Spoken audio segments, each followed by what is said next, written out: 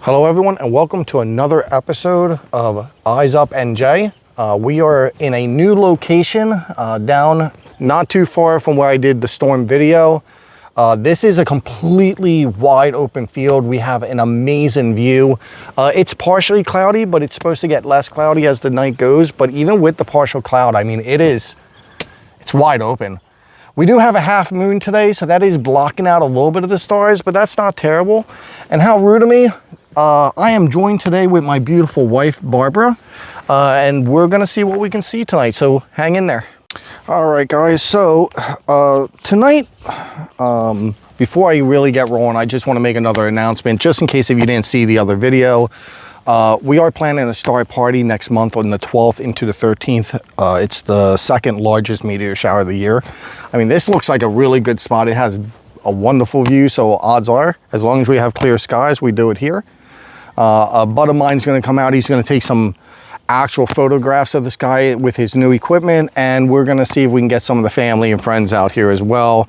Maybe educate some of the little ones. We'll set up the telescopes just so they can maybe explore the moon. But I plan on doing a time lapse on the north and southern hemisphere, see what we can get for the meteor shower. Outside of that, we are still talking about a trip out to Cherry Springs, maybe closer to the end of the month. We'll see. It really just kind of depends on scheduling, but if I can get everything settled on my end, hopefully by the end of the month, we'll have a really good video down in Cherry Springs State Forest, where they have a dedicated observation field with some of, honestly, the darkest skies on the East Coast. It is a bit of a trip. I'll try to make like 2 or 3 days out of it and see what we can get. Outside of that, I do have a set of targets today. Pretty much all my M's that I need to grab. It's obviously all the stuff that is in the Sagittarius part of the sky, which is currently coming up on the south.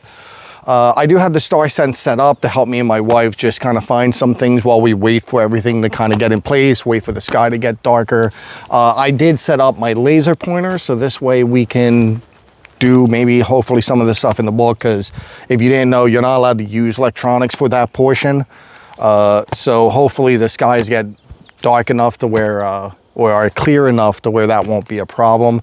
Honestly, it's looking pretty promising already, so I mean, we'll see what we can get. We're gonna take some nice shots of the moon. I got 2 new filters. I got a moon filter. I also got a light pollution filter, so I'll test both of those out tonight. If I get any pictures, I'll definitely share them. And yeah, we'll see what we can get. So hang in there, guys, and hopefully we are looking for a good, exciting night.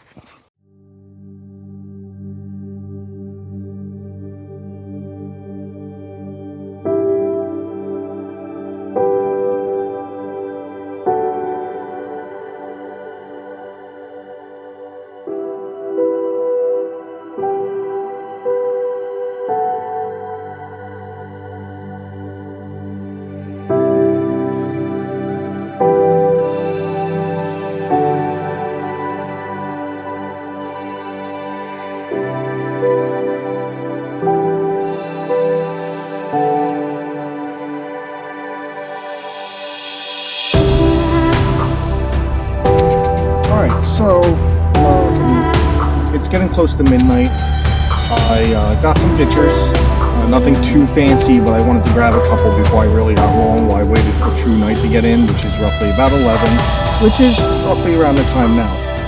So, I'm going to stop using the star sense for searching, and more or less just use it for information purposes, which actually I think the book provides most of this information anyways.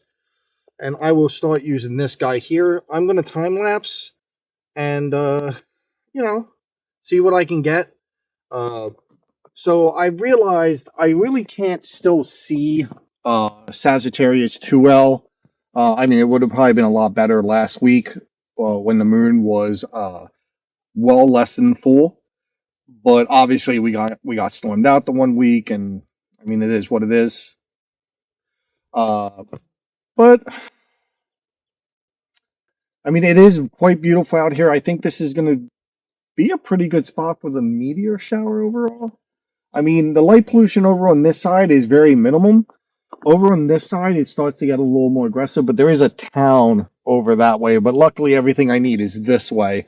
Outside of the sun, the moon. I almost said sun. How? Yeah. Besides the moonlight, I think I can get it. And something I realized even when using the star sense to just kind of show my wife some things, which by the way, she isn't feeling too well, so she went to go lay down. But we kind of saw what we wanted to see for her. And she's just gonna kind of chill in the warm car because it's actually gotten a little chilly. That's all right too. Um, but something I did realize is that my star sense is definitely not as accurate as my laser. Star sense needs to recalibrate every time I move it, and often sometimes it gets a little. I don't want to say janky. It's just sometimes the object isn't always in the same place in the target, so I kind of have to adjust slightly for that. Not that it's a major headache, because it's usually just by a little bit of an adjustment, but still, I mean, where the red laser, it's always spot on. Once I adjusted it, it's good. I don't seem to be having any problems with it. However, so like I said, I'm gonna go ahead and use laser. I'm gonna see what I can catch without using the star sense, and then I'm gonna try to get some of these in here. I mean, it is a beautifully clear night, so I think that this is probably as good as it's gonna get, at least until I get the darker skies. And like I said before, these are some of the darkest skies I can get in Jersey. And even with that, I don't really have a great view of the Milky Way. I mean, this is technically a Type 4, as far as like light pollution goes. And, I was kind of half hoping that I would at least be able to see it, even in a very faint form. I would have to try again when the moon's not here, but, I'll have to wait for that new moon to come around. We're a little ways away from that because we just had the new moon, I think, like 2 weeks ago. But yeah, hang in there. I'm going to throw this bad boy up on a time lapse. I'm going to search them. I'm going to see if I can find them first. And then I'll see about inserting some of this up in here. Let's get to it.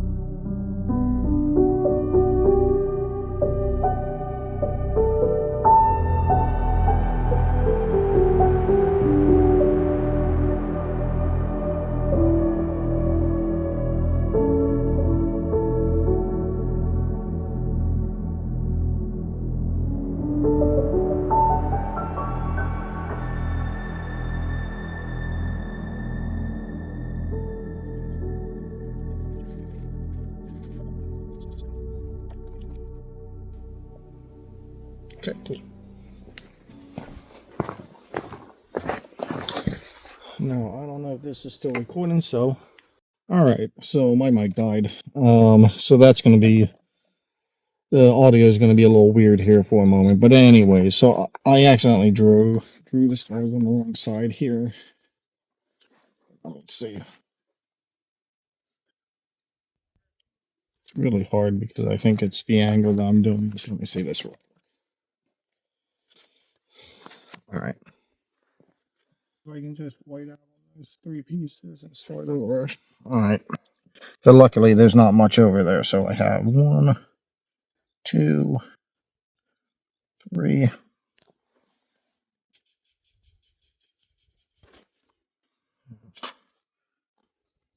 1, 2, 3.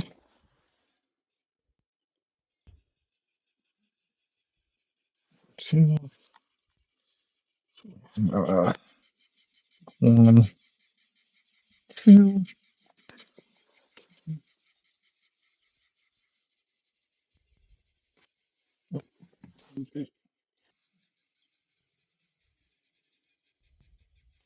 It looks like there's one kind of like here, here.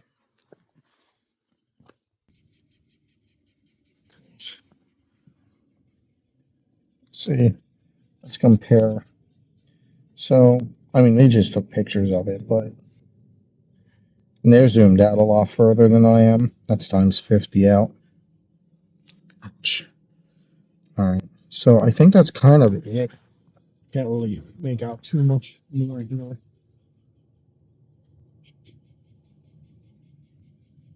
Looks like there were 3, kind of like small ones, like 1, 2, 3.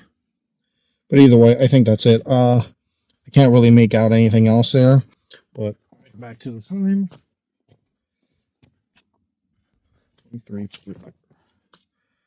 23:44. 8/2/25. Clear.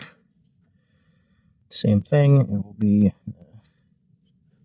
star sense 150 m. Dob 24 millimeter. All right. So the thing is these 3 up here. So we can get you guys this here. So these 3 here, I gotta remove. It's kind of like wing. I know I added these because I can kind of semi-see them, but they're really like these 3 here. But it's wing, and then this is like the center body. My art sucks. But either way.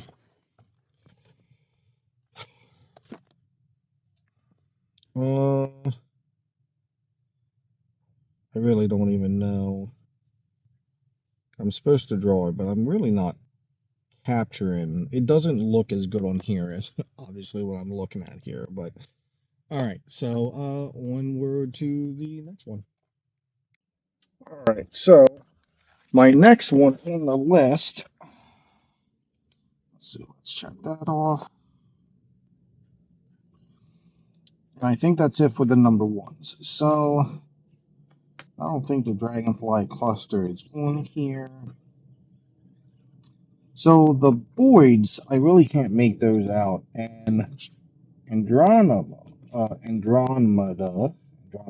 I fail on this word so bad. I don't know why I struggle with it so much. Just looks like a general smudge on my lens. But I can try. But M9 is a cluster here. Let's see. So 5. Oh, it's this one here. All right, cool. So this is, there's no name. It's a cluster. It is 25,800 light years away. The difficulty on this is a 2, so it's going to be a lot harder to see. M9 appears smaller and more condensed than the nearby cluster M10 and M12. That may be because it's further away or due to obscure dust in the foreground.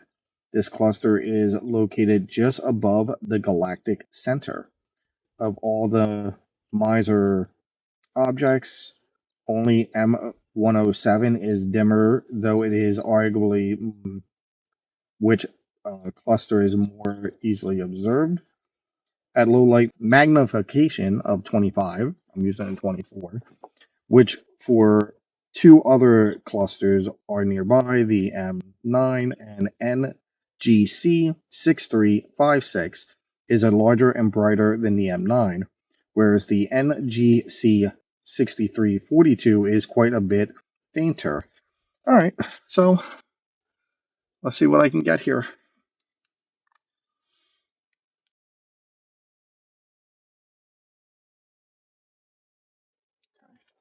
So let me turn this light off here because I know that's going to kind of put you guys in the dark here.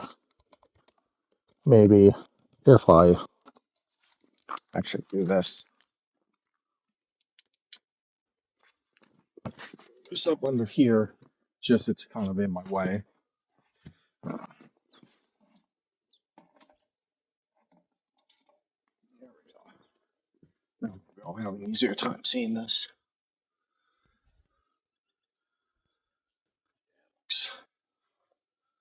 Looks like I'm in the ballpark, hopefully.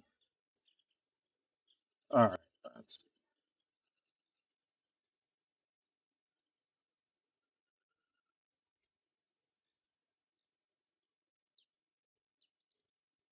All right. I don't know if I'm just in the wrong spot or if I am gonna. This is gonna be kind of annoying because of the audio. I think what I'm gonna do for the moment is I am going to take some long exposures while this thing charges, since you really can't hear me at the moment, which isn't really fair to you. And I know that's kind of shitty for the for this. And I'm having a hard time finding this one, but I'm going to try a couple more. But I'm going to give you guys some long exposures while I charge this. And once this is done charging, we'll come back to you joining me for this part of the segment. All right, so I got some long exposures. The long exposures take a while. They're like 12 minutes per picture. I was able to see a couple things, nothing else that I could make out enough to put into the book, so you didn't really miss anything there. But Saturn did come over the horizon over here, actually pretty early. It was pretty high in the sky. It's over here now. I did, shooting star. I did try to grab a picture of it, but I don't think that's going to turn out very well. It never really does. I mean, my pictures are pretty limited, but that's okay. That's not really what I'm out here for. It's just extra content to throw into. If I get a good picture, I throw it in. I did get a couple good nebula. So what I'm actually going to do is I'm going to put all this away because I don't think there's anything else here tonight that I'm going to be looking for or looking at. I saw a couple clusters. I did look at M31. That looks like a general smudge, but it still looks cool. Try to grab a picture of that. If it turns out well, I'll throw it onto the screen for you to see. And then after I put all this away, I'm going to take a little stroll over to the beach. Light pollution is a little less over there, not by a lot, but I mean a little bit. And I'll look out into the water and see if I can get some long exposures there as well. But guys, thanks for hanging out with me today. As always, you know, we do the best that we can with what we have here. As I said earlier, we are doing like a Star Party meteor shower viewing on the 12th into the 13th. That should be, you know, plenty fun. We'll have plenty of people here. I'm not really sure how I'll do the footage yet, but because I only have the two phones, and if they're both recording the sky, it's gonna kind of prevent me from recording the party itself, but that's all right. I'll figure that out. Maybe I'll grab my tablet. I don't know yet. And outside of that, we are definitely looking at, hopefully by the end of August, going to Cherry Springs. And, you know, this way I can grab the couple of things I'm not definitely able to see here. Guys, it was a really good night, honestly. It was. Saw some really good things, got some really good views. And hopefully we'll get some more clear nights like this. So Maybe I'll see you again next week, guys. As always, keep it easy, and eyes up, NJ.